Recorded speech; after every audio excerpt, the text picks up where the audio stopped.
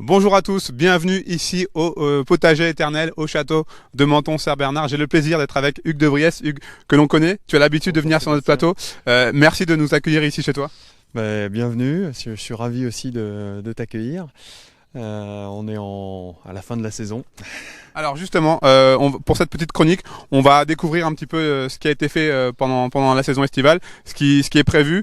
Déjà un mot, ça y est, l'automne a débuté. C'est une saison que tu appréhendes ou que tu apprécies particulièrement? Alors c'est le repos des plantes, hein, donc le repos du guerrier aussi. J'apprécie toutes les saisons. Il y a pas mal d'activités à l'automne, contrairement à ce qu'on peut penser. Les plantes, elles, vont commencer à se reposer, s'enraciner. Par contre, le jardinier a encore pas mal de choses à faire dans ses parcelles. Là, on parle de jardin éternel parce qu'on a pas mal de vivaces. Donc ce qui est bien avec une vivace, c'est qu'elle reste en place, hein. Par contre, on va travailler le sol parce qu'on a beaucoup puisé dedans pendant toute la belle saison. On a eu des tomates, des courgettes, etc. Beaucoup de choses ici.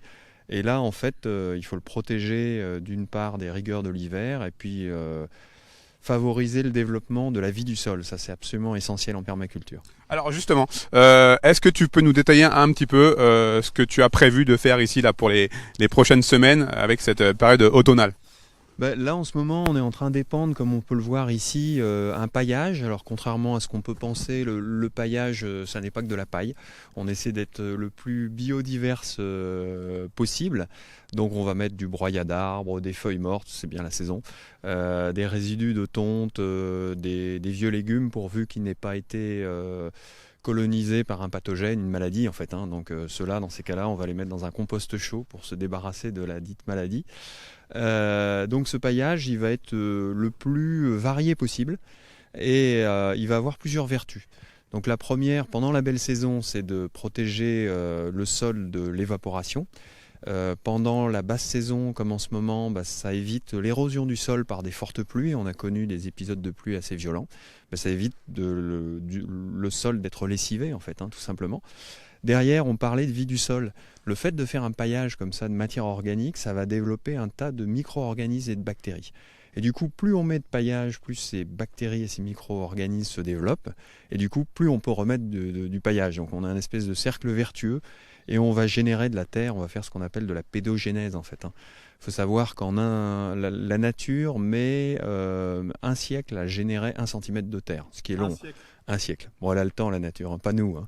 Un bon jardinier est capable de générer de la terre, je ne parle pas de l'humus, hein, je parle vraiment de la terre, est capable de générer 2 centimètres par an. Donc par contre, ça demande du travail. Et ce travail, on n'est pas seul, on est avec des micro-organismes et des bactéries, mais il faut les nourrir. Et du coup, c'est ce fameux paillage. Donc développer de la vie. Et alors, notamment, ce qui est intéressant, ce que tu me disais tout à l'heure quand on a préparé la mission, c'est que vous allez on va continuer un petit peu à déambuler, c'est que vous allez inviter les gens à venir ici pour faire vivre ce potager éternel. Absolument, oui. Et du coup, ça se passe au travers, comme le week-end dernier, avec Retour au naturel, le week-end Retour au naturel au château. On a eu des visiteurs avec toutes les règles Covid. Là, on n'est que deux dans 8000 m2 avec du vent, du coup, on est safe, hein. Par contre, là, on était bien masqués.